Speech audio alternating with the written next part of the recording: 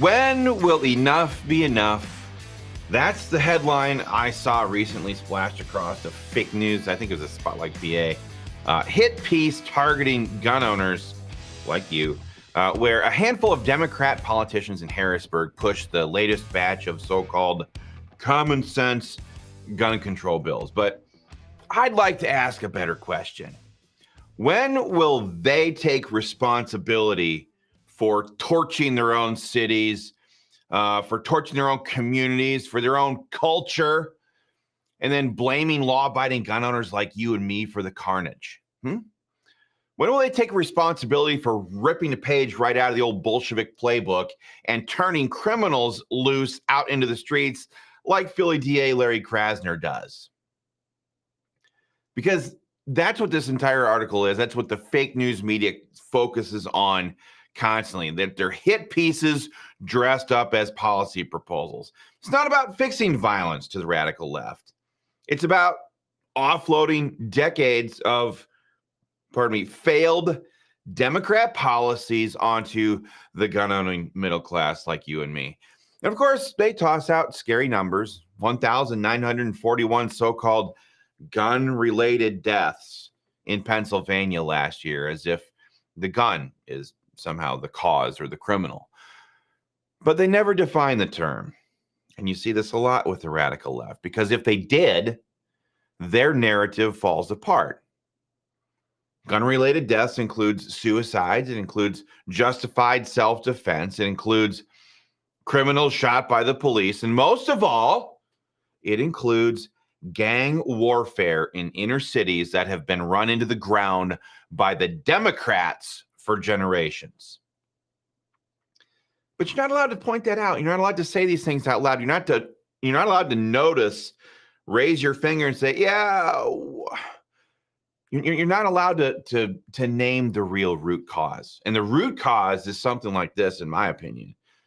The radical left's intentional destruction of the nuclear family, the Marxists' systematic dismantling of fatherhood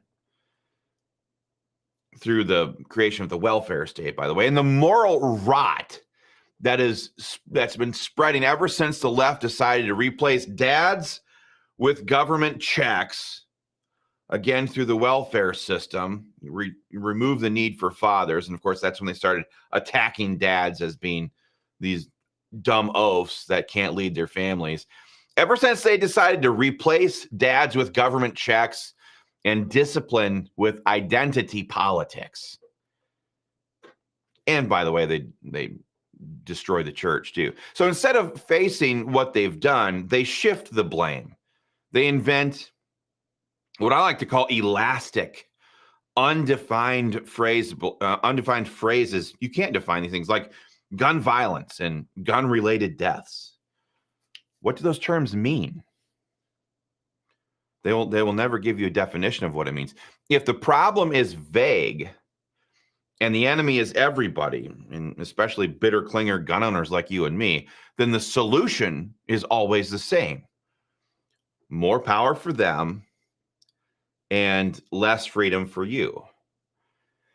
So I want to take a look at some of the gun control bills that they're pushing right now in Harrisburg. And first off, I'd like to start with House Bill 1593, and this is their universal gun background checks bill.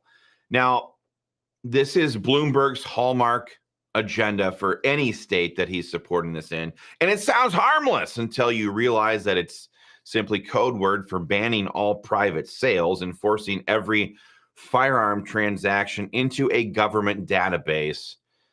Universal gun registration is dressed up in a lab coat. That's what this is.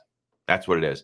Criminals won't comply, but you and I will get cataloged. That's the first one that they're pushing for right now, is House Bill 1593. The next one, let's take a look at Senate Bill 637, 72-hour waiting periods. That's SB 637. You know, a right delayed is a right denied. So they pass this law. If it gets passed, Senate Bill 637, it's basically like, here's your right to self-defense, delayed, AKA denied. You can't stop a killer with a calendar. Doesn't happen. In fact, if you can name a killer that was stopped by a calendar, I'll buy you a big, nice pizza. This is fantasy. It's total pure fiction that puts lives at risk while politicians stand there and virtue signal from their claimed moral high ground, which they are not entitled to whatsoever. Another one is Senate Bill 262, I think it is. Red flag gun confiscation orders. This is basically the destruction of due process.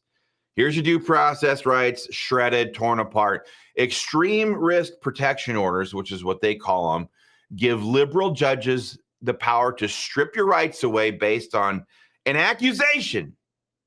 No charge, no trial, no conviction, and your Second Amendment rights are gone. You have far more rights. We always say this, you have far more rights if you have a traffic ticket than if you're red flagged. And that's what this is all about. They want to be able to red flag their political opponents and disarm them without ever being bothered by due process and courts of law. Another one is Senate Bill 768. This is one that so many dumb rhinos get suckered into. Mandatory safe storage laws with criminal penalties.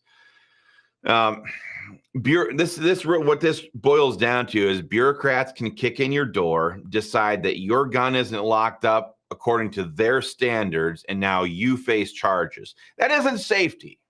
This hasn't got nothing to do with safety. It's backdoor criminalization of gun ownership, plain and simple. That's the idea. These idiots can't even figure out which bathroom boys are supposed to use and girls are supposed to use. A lot of these procedures would be written by people like Rachel Levine. These people are insane, but now they get to sit there and craft the policies and standards by which you are forced to lock up your guns in your own house. No, thanks. I don't think so. Anyway. Another bill that they're floating is Senate Bill, I think it's 337. I don't have that one written down, but this is like it dangles a state tax perk on so-called approved safes to lure you into compliance. I don't know about you, but that kind of stuff is so cheap, it just angers me. Our rights are not coupons. They're God-given and non-negotiable.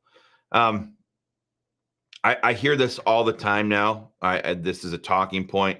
Speaker Joanna McClinton says stuff like this. I hear it from radical lefties and a few rhinos. Frequently, they'll say stuff like, "When will enough be enough?" Well, I'll tell you when, gun grabbers. Enough is enough when you guys stop mismanaging the cities that your party has run into the gutter for 40 years. Enough is enough when you take responsibility for driving fathers out of the home and replacing discipline with chaos. Enough is enough when you quit covering for criminals and start defending the innocent.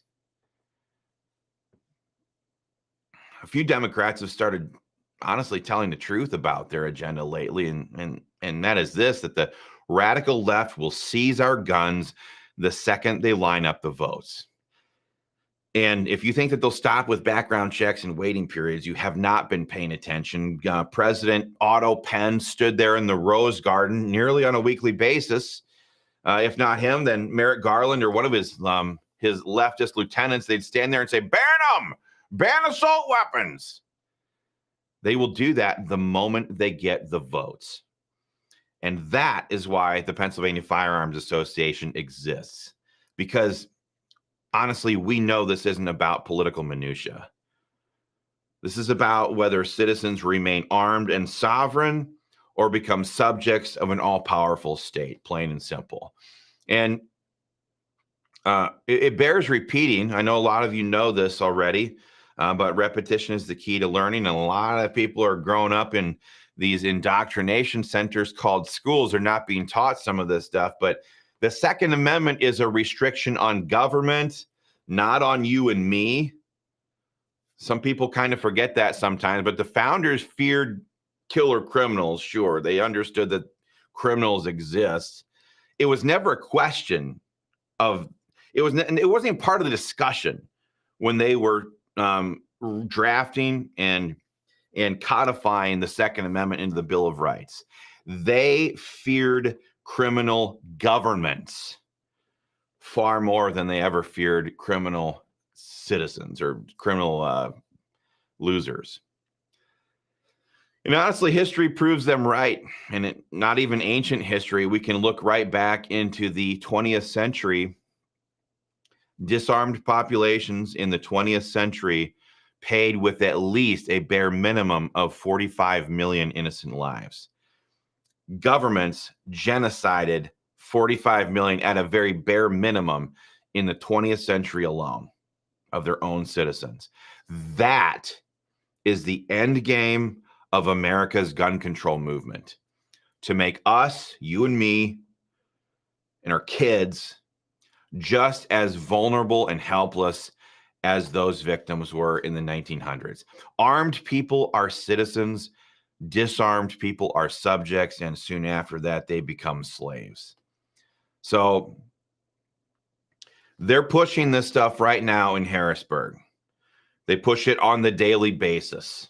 They just released some more last week. So here's what we do. We get loud, we get and stay organized, and we bury House Bill 1593, Senate Bill 637, Senate Bill 262, Senate Bill 768, and every other gun grab that they come out with so deep that they never see daylight.